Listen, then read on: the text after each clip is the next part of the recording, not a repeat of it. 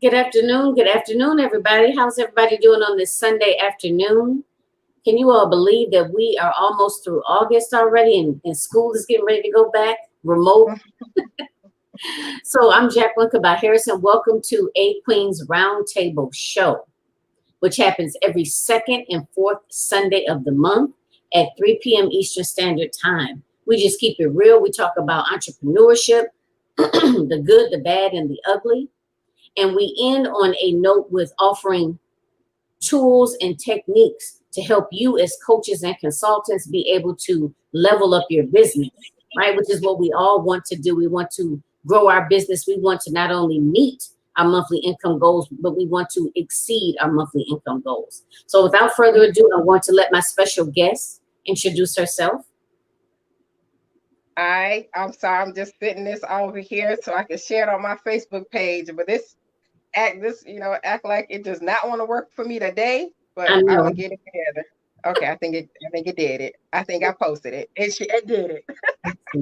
And yes, please share the broadcast out. Yes. Like it and share share, join the conversation with us and be a part of this great discussion.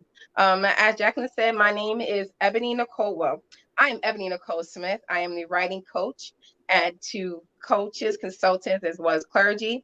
I am the founder and CEO of Ebony Nicole Smith Consulting LLC, which is a boutique writing and publishing company specializing in the production of books based on one's life. I've been in business since 2014. Okay. 2016. I can't remember. 2016 is when I started my business. And I have thus far, with my clients, published over 20 people. And for my own personal stuff, I published 7 books and have been a part of 3 anthologies. One that I'm doing now that's coming up next month is this one here. I'm the visionary behind that one, called A Praying Wife in Waiting. I am so excited because that one I was able to pull together 18 women, including myself. Yes, 18 of us to tell our stories, to help women who are waiting wives and God. We are, some of us, like myself, are single, and we have told and shared our story about our journey being single women. And then the other women are married, some less than 10 years and some more than 11 or more. And it has been an amazing process to just get this personal insight into these women's lives and to get them to really become comfortable in sharing their story. What else can I share? I am a transformational speaker. My goal is to, whenever you encounter me in one of my events, that you not only leave motivated, but you leave transformed at that point. A transformation to me is permanent, whereas motivation can dwindle over time, but transformation is permanent. So I love to transform people with words and to just encourage them. And, this is possible, whatever it is you're going after and whatever it is that I'm sharing, that they could take pieces of it or all of it and transform their lives, therefore. You know what? I like the way you made the distinction between motivation and the transformation piece, because and I know we'll have more time to get into it, but it just kind of caught me right off the bat, is that I think a lot of times people do go to seminars, conferences, and they get all, they get excited and, they want to go and they want to do this, they want to do that. And like you said, over a period of time, it kind of fizzles. It does. So that I like that. That you drew that distinction between the motivation and the transformation. So I don't even know where to start. I have your bio pulled up here, but I guess before we kind of get into the meat of everything, tell us a little bit more. Like, for example, what state are you based out of? Like, is that where you grew up? Are you primarily online and face-to-face? Or should I say primarily online or both? just kind of give us a little bit more of the logistics. Are you in, and like maybe do you have children? And then I want you to kind of go into your why, like, and I know you do a few different things, but kind of talk to us a little bit about how all of this sparked. Like, how did it, what, Yes. did you just wake up one day and say, oh, I'm going to do this? So Absolutely just kind not. of, right, exactly. Yes, absolutely not. Absolutely. So yes, I live in Rochester, New York, and that's where I was born. I'm born and raised here. I have my home here. As I said before, I am a single woman. I've been single since 2012 and been successfully single for the last 2.5 years. Now, successfully single is very different than just being single, because you can be single and bitter, single and, just not in a good place mentally and physically, emotionally when it comes to relationships. And so I was there for a long while.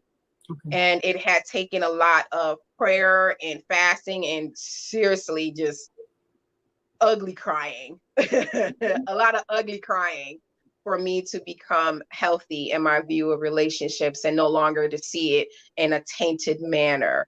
And so that's why I say I've been successfully single for about 2.5, 3 years now. No children as of yet. I do have, oh goodness, 10 to 14 nephew and nieces. I got to rethink about it. So I have nephew and nieces from my 2 brothers and my 2 sisters. I actually have 4 of my nephew and nieces here with me today. They're downstairs. I'm in my office, and I told them, Auntie's going to be busy for the next 2 hours. If it's not an emergency, don't bother me. Don't even come upstairs. So they're pretty good with listening to me. But no children as of yet. I do desire to be married and give my husband children. When it comes to my business, my Ebony Nicole Smith Consulting, I did not wake up one morning and say, this is what I want to do. Absolutely not.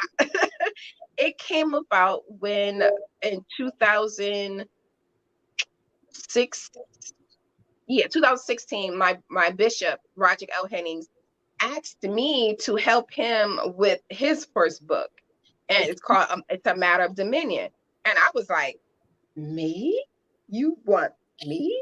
So I was just like excited, overjoyed that he thought to ask me to help him.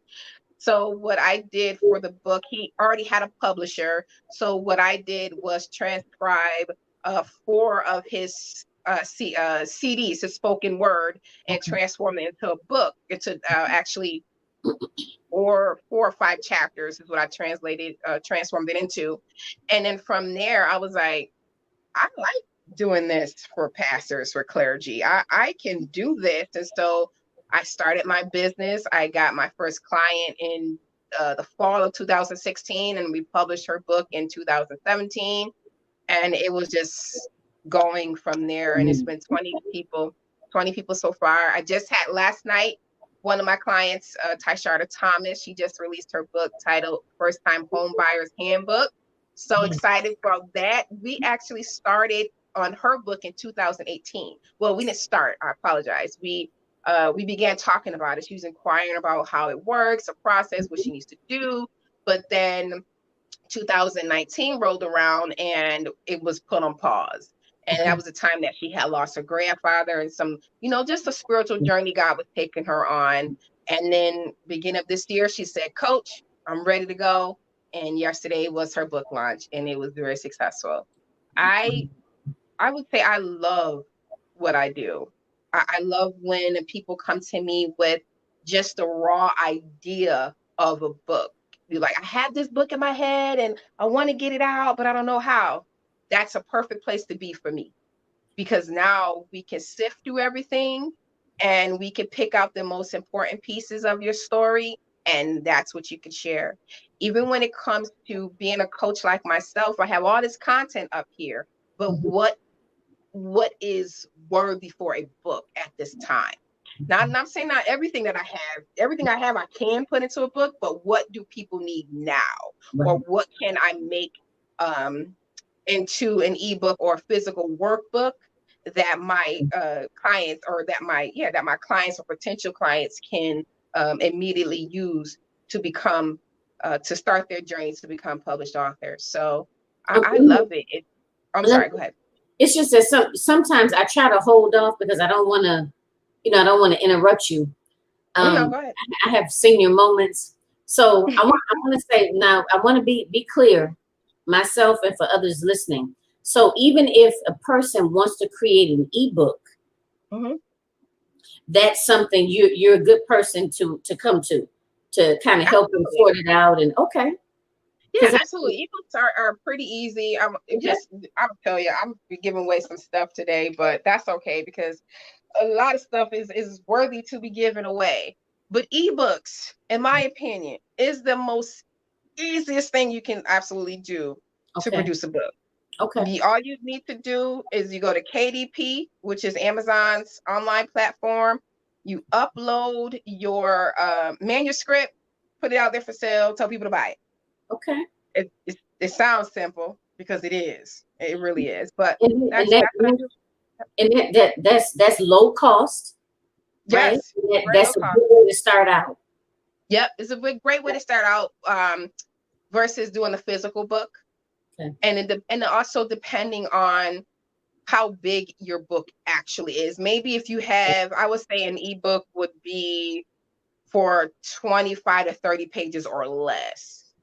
Okay. Would want to do an ebook because a physical book, I wouldn't, as a coach, I would say if you're very strong about turning it into a book, then we can do that. It's not a problem. But as your coach, I would say this would be better off as an ebook. Okay. Yeah. Okay. Something, it all depends. Like some people can be very strong. I want a book. Okay. Well, let's make it a book then. Okay. And you know what? I have to admit, I've never done an ebook, and I didn't even realize it was that, that simple. But I mean, so I'm learning too. So so ladies, if that's a route that you want to go or that you're interested in, you could reach out to Coach Ebony, Coach Ebony Nicole here, and her website should be at the bottom of the narrative. So, but I like that idea, the idea of the ebook, and then if they at a later time they can turn that into a physical paperback. It's a physical book. Okay. Yep, absolutely. And then at the same time, when I have my clients, we create both a physical book and an ebook. So, they'll have it both ways, but there are some clients who just want simply the ebook. And what I do for either just an ebook or just or physical book is I will help my clients from everything up here to a physical book. And here's my physical book. Ooh, I like that cover. Thank you. This is a proof of this anthology. So I actually had to go through it and make some adjustments, but I help with everything in between from the thought to a physical book. So it doesn't matter where you are in your journey. I can certainly help you. Now, you got to come with some content. You got to come with content. I can't create the content for you. You have to come with something. Right. Now do you do the publishing end as well? The publishing and the editing? So you like one-stop shop. Yes, everything. Just like literally. And you like editing? I don't mind. I'm gonna tell you now. I know my lane. This is my lane. This is what I do. Okay. I have a beautiful team behind me. I have 2 chief editors behind me, and I have a dynamic graphic designer. Okay. So when I first met my head chief, they're both chief editors in their own respect. I love them both. And what I would do is, depending on how much work the book needs, will determine which one gets I will call on to do the project. But my first editor, we met in 2013. Her name is A.B. Brumfield. And she had me dying when she read my book called Confessions. And she said, "You are the comma queen." I said, "I am." She was like, "You have way too many commas." She said, The comma queen. The comma queen. She was like, you have commas in places that aren't needed. I was like, wow, it looked like it. I thought it was long. It should have been there. No. So she told me that I would change in the middle of my sentences, I would change the tenses. So I would go present tense to past tense. I did. She was like, yeah. So I'll just say I have my team who's amazing at what they do. And I do what I do. I'm amazing at that. And so we come together and we create amazing work. So yeah, I have a beautiful team. My second editor, she's been on my team since 2014. So yeah, these are women I trust with my books and with my clients' books. And my graphic designer, I think I've been with her since 2013. Okay. Yeah, 2013. I've been with my graphic designer. So yeah, we've been working. And times later. That's awesome that you have been able to find people that that are dependable and that you trust. Absolutely. Because I know that that's a concern for entrepreneurs when they're growing their team. I've heard, I've heard stories and, things of that nature. And, when you, like you said, when you get a good team, don't let them go. That's awesome. Now, are they all in New York or? One of my editors is here in New York. And the other editor is in New Orleans. And my graphic designer is in New Jersey. Okay. Yeah. So I know them. They know me. I message them. I call them. And I just love my team. I thank God for them, especially my editors, because when I did my first book in 2012, I was in, I kid you not, at least 100 Facebook groups dedicated to authors. And so being in all these groups, I'm learning everything that they said to do, and I'm processing this information. And so one of the groups that was recommended that you have more than one editor look at your book. So I hired 3 editors, paid close to $2,000 between the 3. My biggest problem with that book was the editing. And I was right. I had 3 editors. I'm confused. Me too. 3 editors. Close to $2,000 between the 3. And my biggest problem is the editing. How? And it blew my mind. It really discouraged me. And then I met AB through a book reviewer. I had reached out to her. I say that she likes, urban fiction. That's my book is called Eve's Confessions, and it's available on my website. And so I asked her, could you read it? So she was like, sure, send me the first 2 chapters. I sent her the first 2 chapters, and she inboxed me and said, I need to talk to you. So I'm like, oh, she liked it. She liked my story. Hey. I gave her my number. She called me and she said, I normally don't do this, but your book needs help. Okay. She said, off with the first 2 chapters, I could destroy your book with my review. Wait, what? How? So she gave me so much insight to what I did not see as a new author, as a new writer of urban fiction. And there was a lot of gaps that I wasn't aware of. There were a lot of transitional sentences and things like that I was not aware of that was needed. And so she introduced me to AB, and from there, her and I developed a great working relationship as well as a beautiful sisterhood. So a lot came out of that. And I thank God for her often. And so it was a moment in time that set me up for this moment to help others. So all the pitfalls I fell into, all of the tears I cried, all the frustration got me to this point where I could help my clients, avoid those things. Will there be times of frustration? Absolutely. Just like for my client that we just celebrated yesterday, she had to find a local printer because we didn't have enough time to get it printed through Amazon. Amazon would have been got the books here next week or so. And so we had to find alternatives, but there will be time But if you trust me, if you really, really trust me, I will get you to the end results of having a book. And I love it. I absolutely love it. I thank God for this I could gift. tell. I mean, I could tell you that this is more than just about making money for you. You know what I mean? I can tell that this is something that you really enjoy.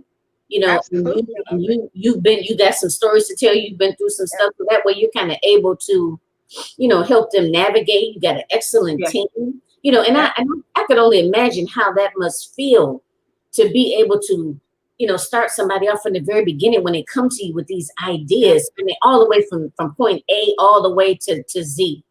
To like you said, the finished product. That must be an awesome feeling for you as well as the people you work with. It is. It absolutely is. I get to see. It's like one of my clients called me the book midwife because I'm helping my clients bear down and push out this baby that is a book. And the more they push, and some of them want to give up, I'm like, why? Why you want to stop? Give me a reason why we cannot continue. It's, oh, well, I'm just scared. Scared of what? Right. So let's get it. So sometimes, often it turns into a therapy session where we have to get past these fears, because the fear, they can have this desire to want to write their books, but that fear can choke you and cause you to be stagnant, just like, you know, and you just say, you know, I can't do it.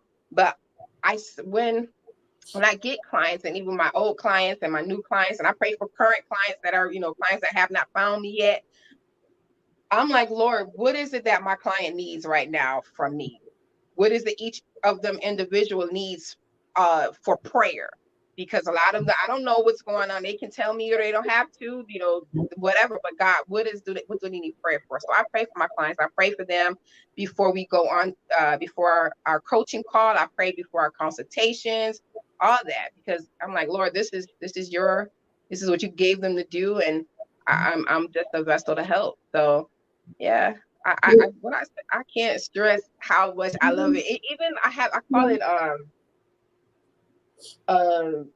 a good stress. Sometimes and I'll show you in this book. Let me see if I can find one. Oh, so let me see if we can get a close up on here. And this one, you see my page numbers or my camera. You see how my page numbers came out all wrong? That's a good stress to me. That means I don't know how this shifted, but I'm going to figure it out. That's why you do a proof, because you don't want to send a book out like that. But it's a good stress to me where it's like, I don't know what happened, but I'm going to figure it out. So, and it doesn't drive me crazy. It'll get on my nerves, but it's like, okay, I've been down this road before. Let's figure it out, get it done, finalize it, you know, and get it out to the masses. And so I love it. It's not work for me. It's just what I do. You love it. You know, speaking of that, now, what did you do before you started your business? Like professional-wise? Yeah, I was in customer service. I worked for a utility company for 12 and a half years. And now I am working for the city of Rochester as an accounting clerk. So I absolutely love it. That's my full-time job. And I'm also a full-time entrepreneur. I know for some people, it may not make sense. Like, how are you doing both full time? Because I do. I you know, my full time job is what is taking care of my home, and my business to take care of my business. And so, and by that, I mean, I don't have to use business funds yet to support, to take care of my home. At some point, I do desire the ability to, you know, transition out of the workforce to do my business full time all the time. But until then, you know, working for the city has been a great experience for me so far. Okay. I was going to ask, okay, so let me ask this. We talked a little bit about your why behind your business. So two things I wanted to ask. One, and I'm just always curious about this piece. Was entrepreneurship something that was talked about in your family? So that's one piece I wanted to ask. And then the other is in terms of, I always ask my guests to share what would have been a challenge. And I don't know if you kind of touched on it a little bit when you talked about like the being single. And I can't remember how you phrased it, but I definitely want to go back to it if that's not one of your challenges. But I always like to know, like, you know, what was one of your challenges and how did you address it? I kind of don't like to say overcome, but how did you address it? Yeah. So when it came to entrepreneurship, that was not spoken of in my family. Okay. It was not, you know, start a business. You have an idea, let's develop it. Let's, you know, get some capital behind you and get it done. That was never talked about in my family. In my family, it was more go to work. Once high school was over, it was either college or get a job to help pay these bills. Yep. And that's what it was. So entrepreneurship for me was truly something I stumbled upon and didn't really think that it was even something I would be doing. No, at all. So I'm thankful that I had learned it along the ways that I have, because now I can share with other people, you know, how to start. Your foundation is always your business plan. A lot of people want to start a business, jump right in.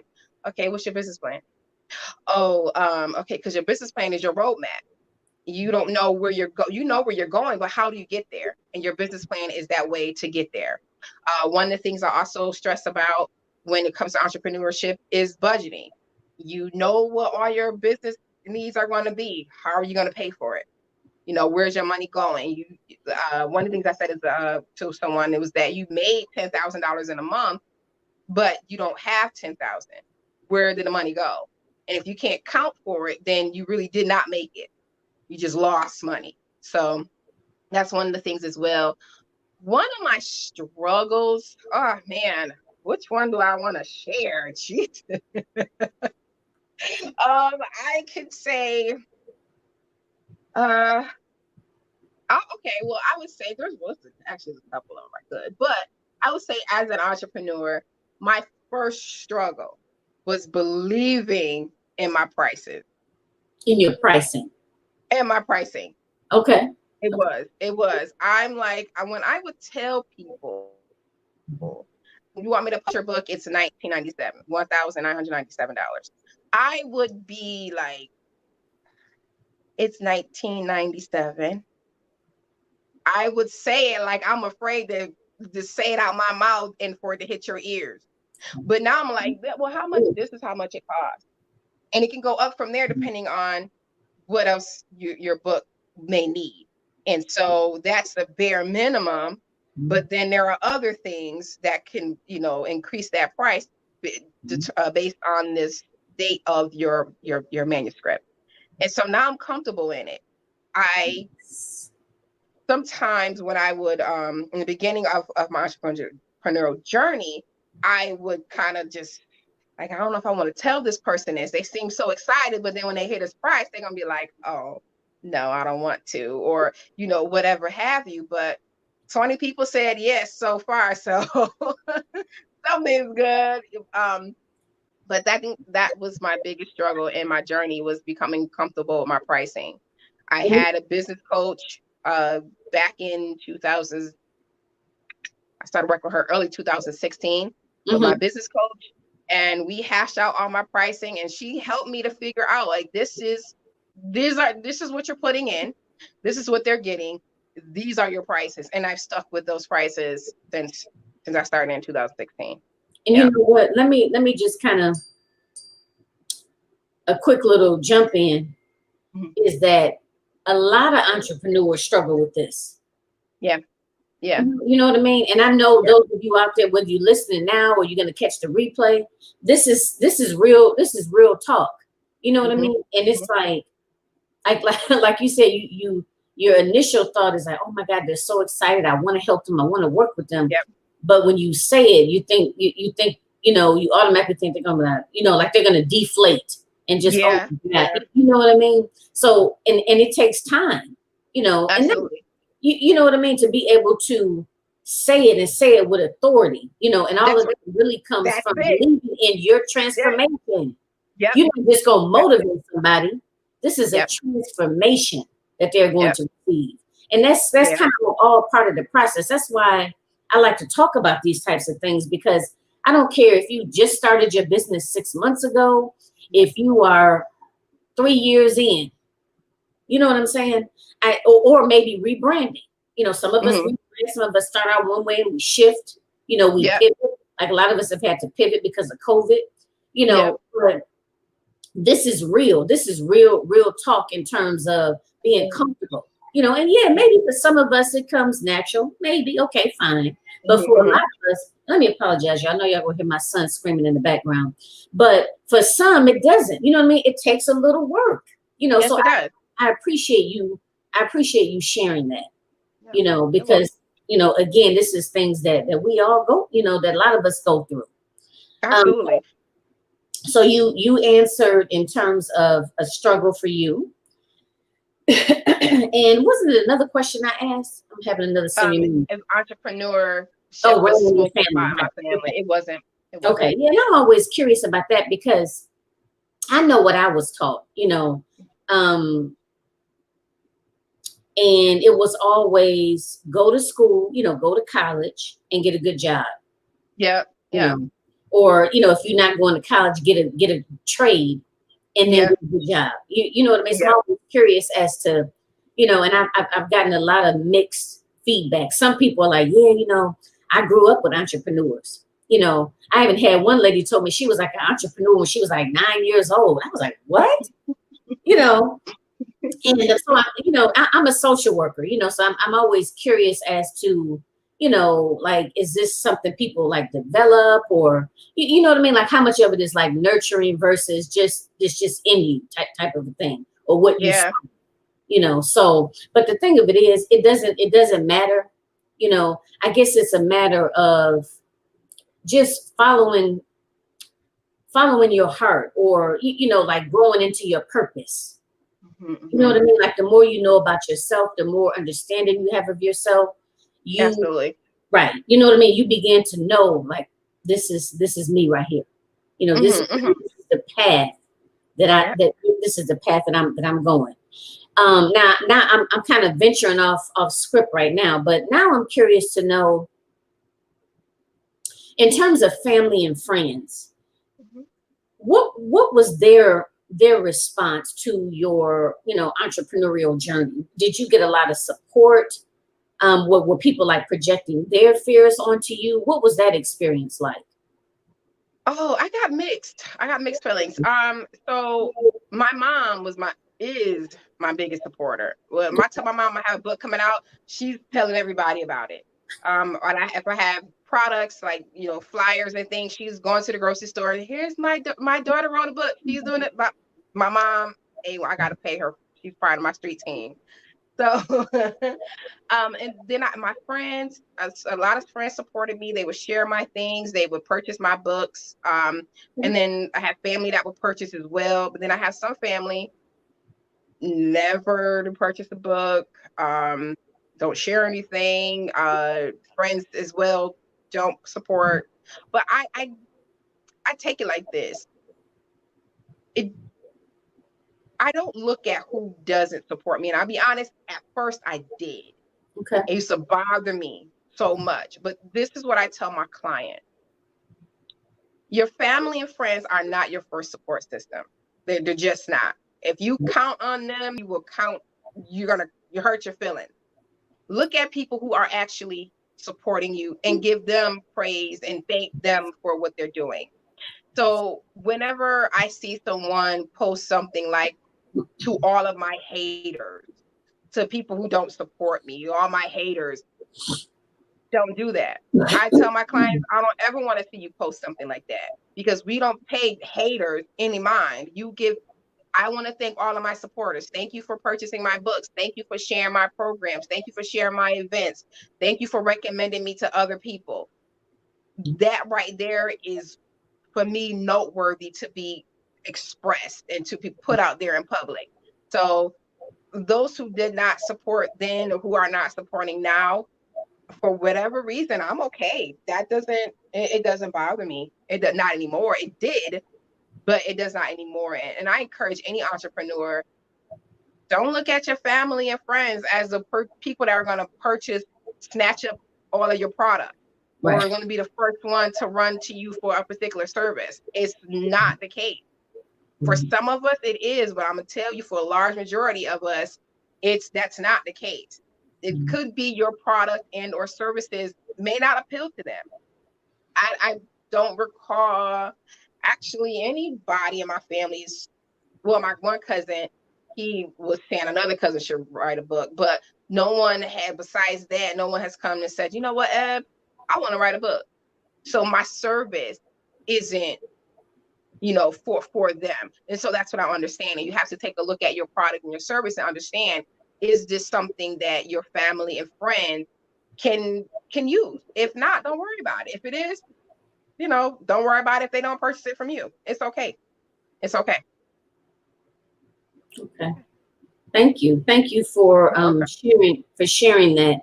And I, just to add a quick little note, y'all. I know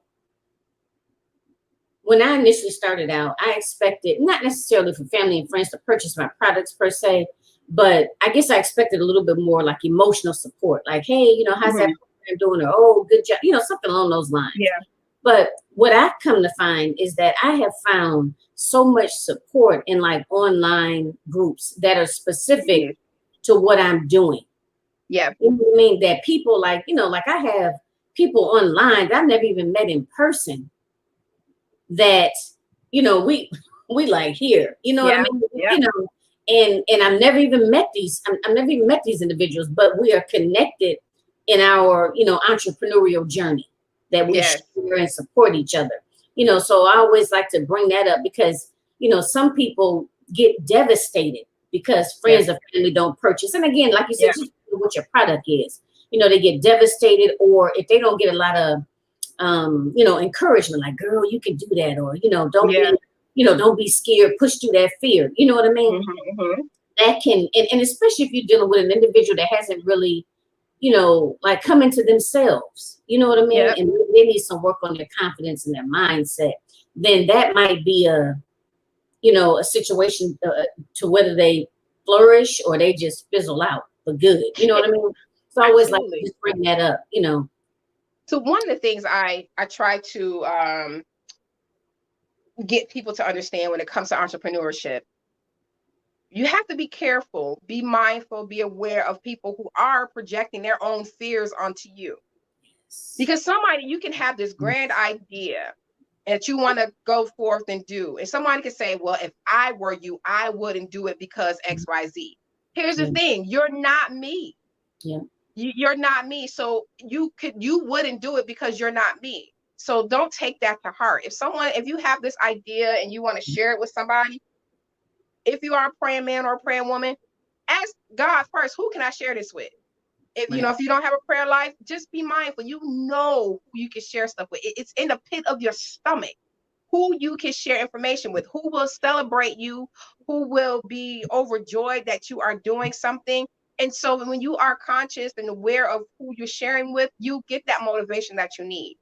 You have it there, and you won't have to worry about people saying, oh, well, like I've always like hair bundles. I don't wear them, but I noticed that you can make a lot of money out of selling those. Would you say hair bundles? Hair bundles. Hair bundles. Okay. Yep, the hair bundles. So you can make a lot of money off of it. I have friends who are in the hair business. But I wouldn't say to someone, oh, you shouldn't start that business because it's already, because I know 4 people that have one. I would say, go ahead and do it. Right. You have no reason not to. You get the comments of it's oversaturated, or from my clients, oh, everybody's writing a book, but it's not your story. So you can do it. Oh, my cousin just wrote a book, and my friend just wrote a book, and so-and-so wrote a book. Now you're writing a book? Yes, I am writing a book. So I would say, go ahead and do it. They're not you. They're not anointed. They don't have the skill as you. It doesn't matter if as a writing coach, there are hundreds of other writing coaches. There are some writing coaches here in Rochester, a few of them I know personally. I give them clients, they give me clients. Like I have a group, it's about 4 of us in a group that I have on Facebook, where if someone comes to me about ghostwriting, I don't do ghostwriting anymore. So if someone wants to ghostwrite, I don't do it, but I have a group of people. I will pass your information on, and whoever's available will call you. And what is that That's exactly? it. I think I know, but what is that again? Ghostwriting? Yep, ghostwriting is where someone will write your story for you. You will give them the idea of what you want, the basis, the foundation of it, and then they will take it from there and produce a book for you. Okay. Yeah. Okay. So that's it's a thing. And so sometimes when I come across a client that I can't take on at that point, I have other coaches and other publishers that I'm really good friends with. Hey, can anybody take this potential client? Okay. And they'll proceed from there to help them. So I would say to anyone who wants to start a business, who has this idea and they believe with all their heart that they can become successful in it, don't let nobody tell you it's an oversaturated area. So what? They, again, are not you. Just do it. That's right. Just do it. That's right. So let me ask this. How do you practice good self-care? I think you're... Oh, now you're sticking a little bit. I was asking, how do you practice good self-care? Uh-oh, can you still hear me? Because I know on my end you're sticking.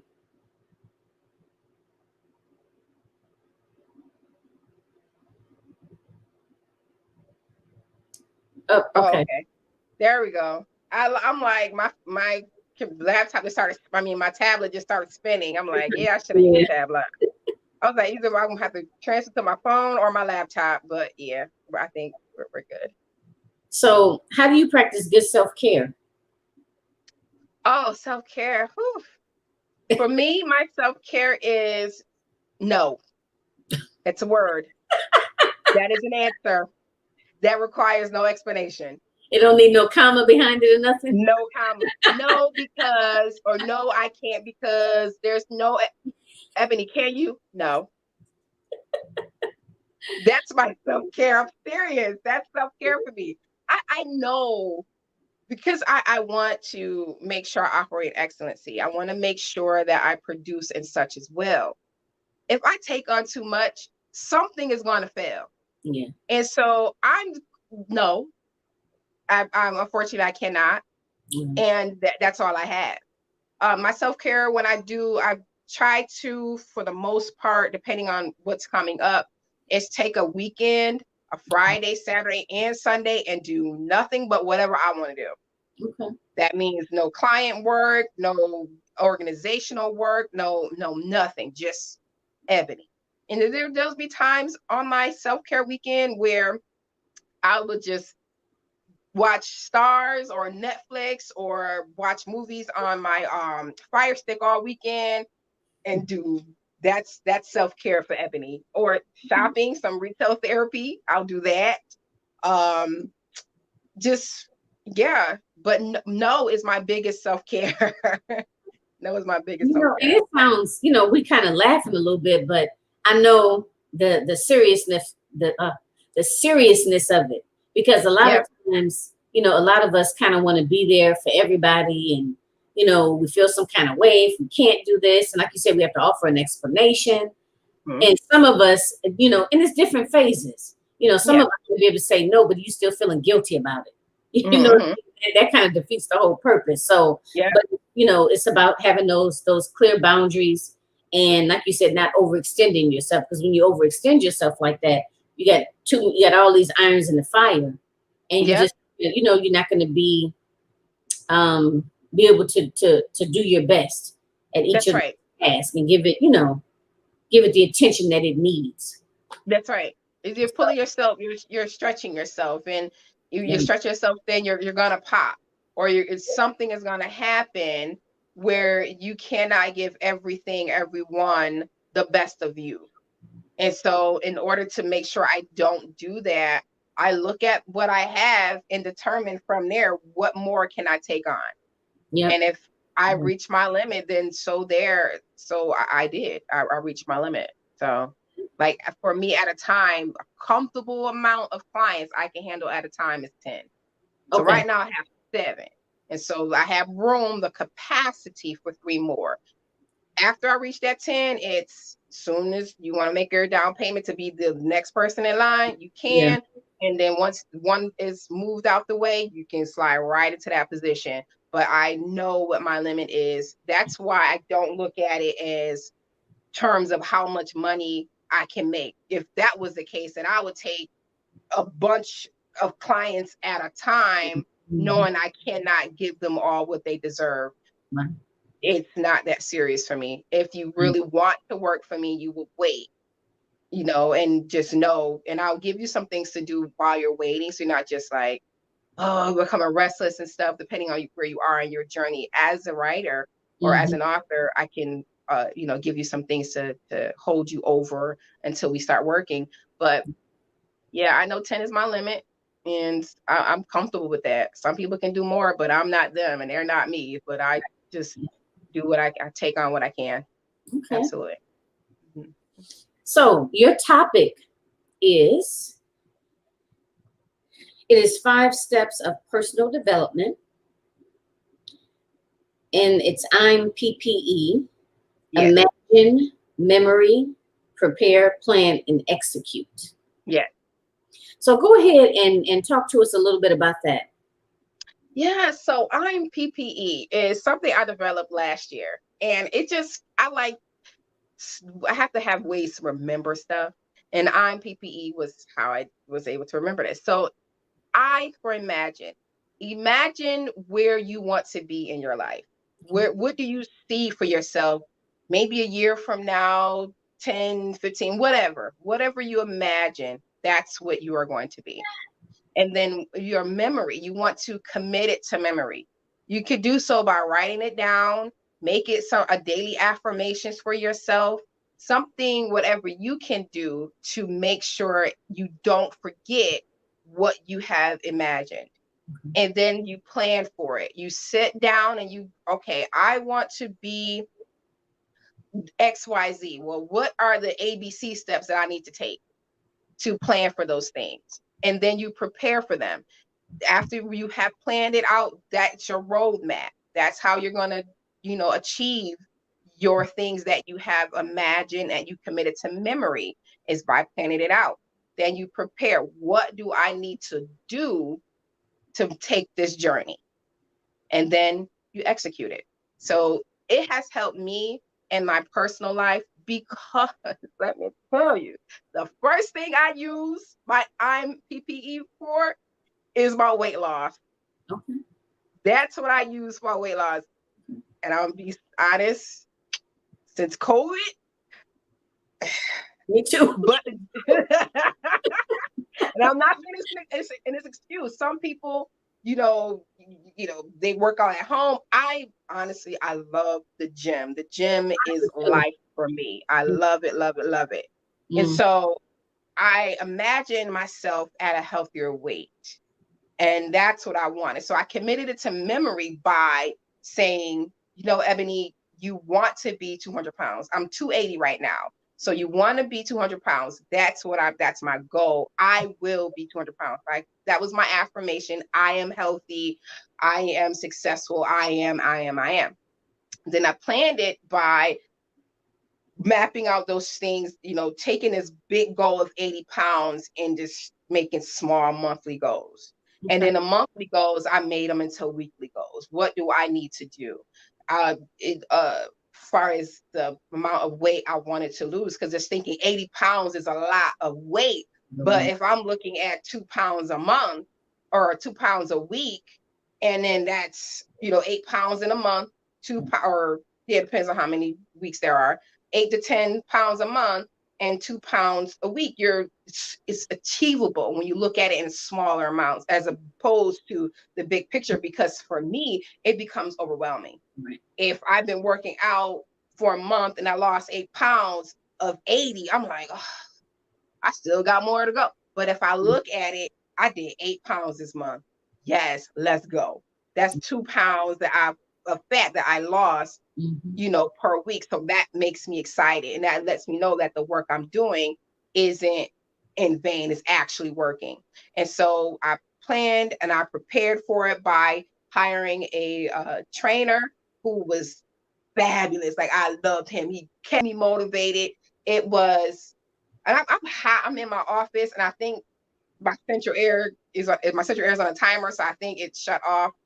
It's 4 o'clock. Yeah, so it shuts off at 4 o'clock because I'm usually gone. I'm usually out the house at this time, so it shut off. So I'm sitting here like, why am I sweating? I'm hot. Yeah, so it shuts off. But I planned it by prepared for it rather by hiring my trainer. Again, he was so monumental in my journey. Like, I would do the treadmills on my own before hiring him. I did the treadmills, did the elliptical, everything that was upstairs. Okay. But then everything downstairs intimidated me because I didn't see anyone that looked like me. And so on using like the free weights or using the machines and stuff like that. And by me, I mean, I didn't see a plus size woman down there lifting weights. I will always see this petite woman, already fit and in shape. That appears so to me. And I would become intimidated, watching the men use these machines. I'm like, there's no way all of this woman can be down there. But he showed me, you belong down here. There's nothing wrong with you being down here on these machines. And so he made me comfortable. And in that comfortability, I fell in love with the gym. And so once I committed it to memory by, doing my affirmations. I planned for it, I prepared for it, and I executed that when I went from 306 down to 280. And so I've been at When I tell you, it was a beautiful time. Okay. I love the gym. And this is the thing, but I wasn't seeing the weight drop really fast. Is because we were doing weight. So muscle is heavier than fat. So I saw my body changing, but I'm like, I'm not losing any weight. And so he explained muscle is heavier, and I was like, okay, never mind. So from 306 down to 280, and I've been hovering around 280 since February, March. Okay. And so, yeah. Since COVID. You know what? I'm a big gym person too. I use the pool. And I've had to find, alternative ways to vary because I have an elliptical here at the house, but just different ways to vary my workout. Okay, so let me just say this. We have a couple of people here. I have a question. Yep. Lorraine, hello, my sister. Thank you for joining. Then we have a Jaretha that is asking, it says, do you edit books well? And then how much is the down payment? So I don't know if you want to necessarily, it's up to you, Ebony, if you want to, answer that like right now, or if you guys can connect, later. But Jaretha, and I hope I'm saying your name correctly, her website is at the bottom as well. And at the very end, she's going to talk, because we're wrapping up. We're going to wrap up in a minute, but at the very end, she'll also too, throw out some other ways to, to contact her and things of that nature. So, Ebony, I don't know if you wanted to kind of say something in reference to that now, or. Yeah, as far as editing, like I was saying earlier, I have a dynamic team of chief editors. Like they know their stuff, and so through me, they work for my client. And so it's like any other business. You come and then your work is handled for you. So yes, my editors are amazing, not just because they are mine, but I'm saying they are amazing. So yes, we do edit very well for you, very well for you. And as far as the deposits are 25% down, and then the remaining is split up over 4 months. The deposits are based on whichever of my publishing packages you are in need of. And then so my website is ebonynicolesmith.com, which is my full name. And so you can go on there. My website is being I have a web designer. She's working it out. So right now it's just maybe like 4 pages. But I have a calendar on there under the contacts, under contact, and you can set up a 30-minute consultation, which is free. Okay. And okay, so she said, all right, great. Okay, good. Okay, seems like we making a little connection there. That's good. Okay. I was going to ask you something else, Ebony. I want to ask you about, because I know we're coming close on the time here, but I got a little off earlier because, just depending when I talk to different people, it just kind of takes me in, different directions, and I enjoy, talking and, learning and getting the information out there. So I'm looking at your bio, and I wanted to ask about the radio show you co-host and about your Facebook Live. Uh-oh. Did I lose it? No. Okay, I do apologize. My home alarm is on, and they just opened the door. So it is about to go off in 1 minute. I'm going to be right back before it goes off. Okay. I'm going to ask her two more things. I'm going to ask her about her Facebook Live show, which is Become Bold in Your Storytelling, and about the radio show that she co-hosts, and it's titled The Inspirational Experience Cornerstone Wednesdays. I guess that's the whole title. So I wanted to ask her a little bit about that. And I see. Thank you for putting her website in there. And I'm also going to see if that's like the best way to contact her. I know she said that the site is up and it's active, but she's still having additional things added to the site. So, okay, you're back. That was quick. Yeah. Okay. I had to run down there. They opened the door to lock. It takes 30 seconds before it gets starts blaring. No problem. I was just telling them that I wanted to ask you about the show, the radio show that you co-host, and about the Facebook Live show. Yes. So the radio show is called Cornerstone Wednesdays. It's on 100.9 FM. Gotta remember it. And it's a Christian show. We just have great conversations every Wednesday from 9 to 10. Then what my Facebook Live is called Become Bold in Your Storytelling. And I bring on different authors to talk about their stories. This season, I have the co-authors of this amazing book. On this season, I have 2 more guests this month, and then we'll wrap it up. But that I've been doing Become Bold in Your Storytelling about 3 years now. And I absolutely love it because it gives people the opportunity to talk about their story, to talk about what it takes to really be bold in doing so. Because some of us have stories that we want to take to the grave, but then there is a part of us that says, somebody needs to hear this. Mm-hmm. Somebody is bound. Somebody is locked up in their yesteryear. Somebody's locked up in their frustration, and they need a way to get out. Mm-hmm. I survived this thing, so now I need to let someone else know how they can too. Mm-hmm. Or I have some lessons from life that lessons I've learned in life, and I want to share them. Maybe there are some techniques on how to become a better man or a better woman that you want to share. Mm-hmm. It's a lot that you can accomplish as an author. And so I give that platform to other authors and allow them to come on and just encourage other authors to no longer hold back due to fear, but to share. But now, okay, so this is is open to all authors, right? Not just necessarily people that have worked with you. No, to all authors. This season is just dedicated to these 17 women. But yeah, in November I start my next season, because September and October I take off, and then November I start up again. And it's open to poets and things like that. I'm actually began to have a love for poetry.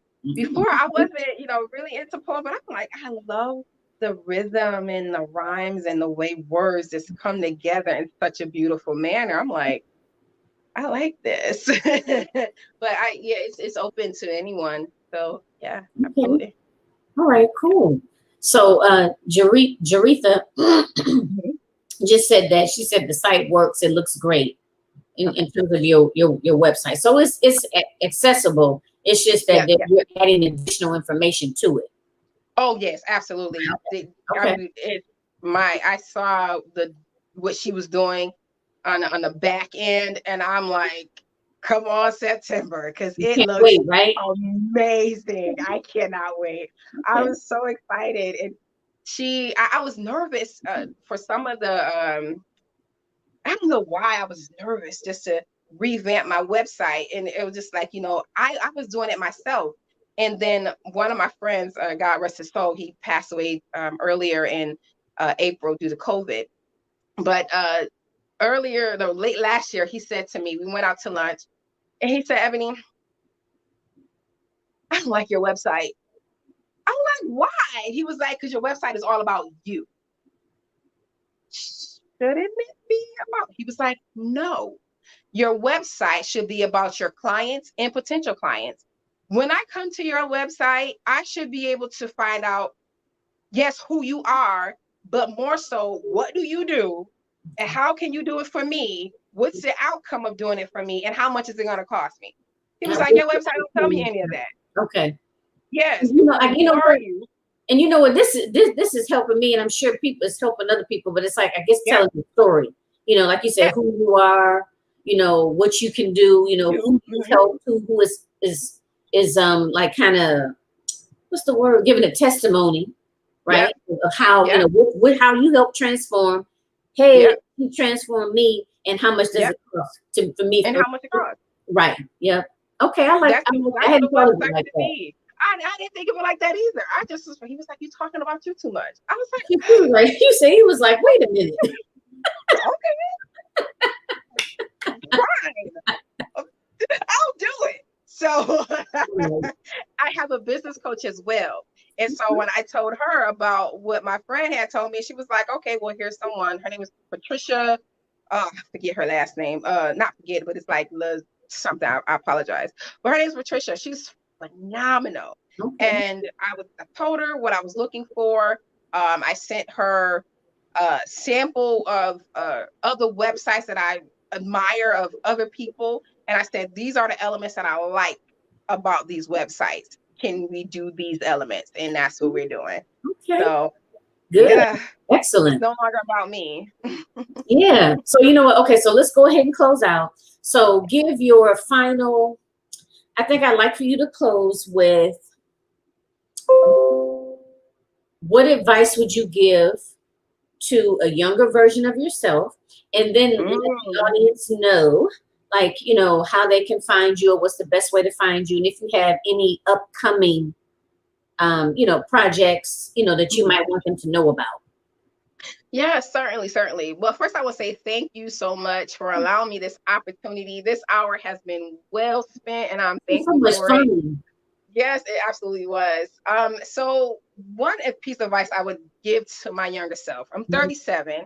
So I would say to maybe even a 27-year-old Ebony Nicole, just do it. Okay. There has been many dreams that I allowed to just fizzle away, to not come to pass, because I was too afraid. I didn't believe in myself. I believed in what I thought I could do, but I didn't believe in myself. I hope that makes sense. Like, I believe this product will be great, but I don't believe I'm the one that can do it. And so I would just let stuff just die, never to be spoken of again. So I would tell myself, just do it. If there's an idea that you want to do, just do it. I'm PP. Imagine it, commit it to memory, plan, prepare, and execute. And you will, I promise, you will see it. That's all you got to do. Just put in that work. And I would tell myself, just do it. Be like Nike, just do it. And you want to know where okay, so on my website, ebonynicolesmith.com. And you can find me here on Facebook, Ebony Nicole Smith as well. Instagram is Ebony Nicole Smith Consulting. I have Twitter, which is, I don't really use Twitter a lot, but my Twitter is Coach Ebony Smith, I believe. Yes, Coach Ebony Smith is my Twitter. So I have a Facebook page on here, Ebony Nicole Smith. It's Ebony Nicole Smith Consulting here on Facebook. And then Instagram is also Ebony Nicole Smith Consulting. I don't know if I'm looking you up now on, oh, here it is. I don't know if we're connected on Instagram. Oh, I think we are. Yeah, we are. Oh, LinkedIn. Are you on LinkedIn? That's what I want to ask you. Yes, LinkedIn is Ebony Nicole Smith as well. Okay. Okay. Yeah. Everything I try to keep it consistent with my name, right? Or Coach Ebony Nicole. I tried that for Instagram. I mean, for for Twitter, and it was too long. Okay. So just Coach Ebony Smith on Twitter. Okay. Okay. So you told them now. Any upcoming events or offers yes. you want to mention? Oh goodness. I have, or like I was saying, A Praying Wife in Waiting. The anthology is coming out on September 13th. It launches. It's a collection of stories, lessons, guided insight to waiting women who desire to be married. And so one of the things is, even if your goal is not to be married, I do believe you still deserve your healing. And so these stories also provide that, give you a way to move past your things of yesterday so that you can live a free now. And I also have another anthology titled My Imperfections, which is also an anthology of women coming together, and we're just sharing those things that make us imperfect. That is also being released in September. You can purchase or pre-order each copy on my website, ebonynicolesmith.com, and they will ship out for you next month. I have an event, which can have a few of them. So as a writing coach, I teach people how to write their stories. And so I am doing a presentation during the EPIC conference, which is a 2-day conference next month. It's on the 18th and the 19th. I'm presenting on the first day for a 45-minute writing class. You can go to epicconference.com to register for that. And it's going to be dynamic. I love interacting with people. Is that April? That's with LaShonda Leslie Smith. Okay. I don't think I know. Okay. Yeah. So that one's going to be dynamic. I love teaching people how to write their stories. It's not going to be me 45 minutes of me just talking. It's going to be, this is what you need to do. Now I'm going to give you 5 minutes to write some stuff down. We're going to talk about it, and then we're going to move on to the next thing. Okay. So come prepared to really work in those 45 minutes, because I want you to walk away with some meat that you can really enjoy and consume and get your book done. I like that. Like you said, you're not just going to be talking at people. It's going to be interactive, Absolutely. Good. Wow, that sounds awesome. Okay. Yeah. Oh, and I have to say this. My birthday is the 13th of September. So it sounds like a lot of wonderful things are happening next month. Yes, that's launch day. Awesome. We're going to be Facebook Live, and the launch is going to be a virtual launch. I'm excited. My heart is just full. September is going to be an amazing month.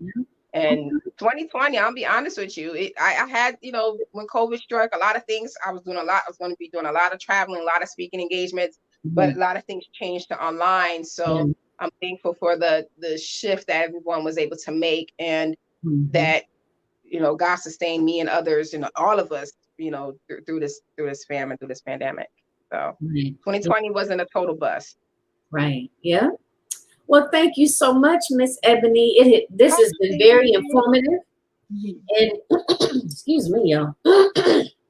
I have really enjoyed talking with you, and I'll definitely be reaching out to you at some point in the future to kind of collaborate again. I haven't quite figured out exactly how, but I got some ideas. Okay. But I'll be reaching out to you again in the future. But thank you for coming on. I really, really enjoyed talking with you so much. As I thank you so much. Thank you to everyone for the questions, and just trust me, you can do it. Whatever your it is, you can do it. And for real, set with your PPE, imagine, memory, plan, prepare, execute, and it will help you accomplish those goals. Yeah, I like that.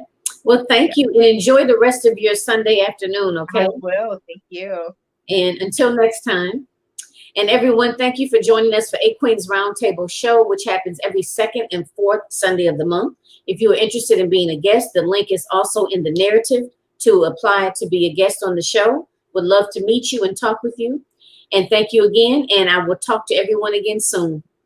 Bye, everybody. Bye.